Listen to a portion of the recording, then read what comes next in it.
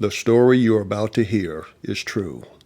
Some locations and names are not disclosed or have been changed to protect the innocent. This happened to me. What would you do? You're no longer in high school. You're now living in another state. You purchased your first car. You're as excited as you can be about the world because the world looks bright and your future is bright. You've gotten paid during your summer job because you're in college. And now you're in the big city in your new car. You're riding around, enjoying life, just excited as you can be. You couldn't be any more happier than what you are. And cruising the countryside, and of course you're riding in town, listening to your favorite tunes. And of course you have your windows down, hearing and enjoying nature. And then you go into a residential area and you come to a stop. And then suddenly, on the passenger side, while the window is down, a shotgun is stuck in your face. Then suddenly, this man who's holding the shotgun pointed at you, right in your face, probably less than a foot away, shouting obscenities to you to get out of the car and telling you what he's going to do to you. And this person doesn't even have on a mask, so he's not hiding himself. And I'm just there in the car with my foot on the brake. And he's jerking on the door, rocking the car, trying to get me out. And he's so mad and so upset about something that he was blinded to the fact that he couldn't unlock the car and open the door. But the window was down and the shotgun in my face. And I'm terrified, thinking this is my last day on earth. And all I could do was beg and plead for my life. Don't shoot, don't shoot. I haven't done anything. I don't have anything. Please don't shoot, don't shoot. This is what really happened to me. And I'm in the city of Houston. And I'm begging and screaming for my life to not shoot.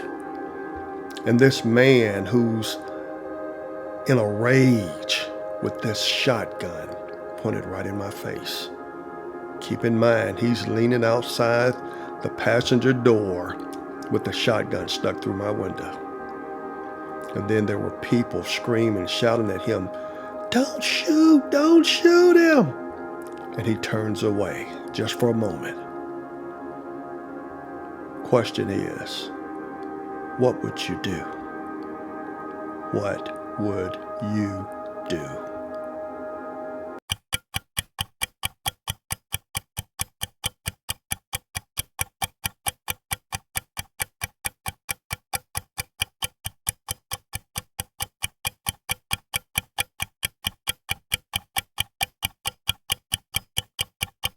And during that time, when that gun's in my face, it's amazing when people say how your life flashed before you, all the things you think of.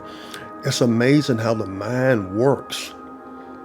Because fear was there, and when you were really thinking this is it, your last day on earth. Actually, I don't think I even thought that. I was just in the thought of looking at that barrel, staring at it, pointed at me, thinking this is it. But still, using all the verbiage I can in a polite manner to try to get out of a bad situation that I got myself in by just stopping. But that moment, as those people were screaming at him to not shoot, and for that split second or less, he turns around and I pushes that gun up. I lay down in the seat at the same time and I stepped on the gas. The car takes off. You can hear the rubber burning. And all of a sudden, I guess he jerked the gun out of the car, or the momentum of the car pulled it, just slung it out or something.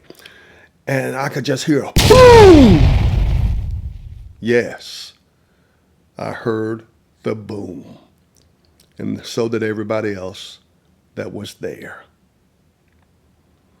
And then all of a sudden, I jumped up because there was cars ahead of me parked on the side of the road, and if I hadn't straightened up to gain control of that car, I was going to hit them. And I got away. And I went back to the dorm. And all that night, all the next day, that entire week, and even to this day, I think about that. That could have been my last day on earth. And when you think of it, sometimes trouble just come our way when we're not even expecting it.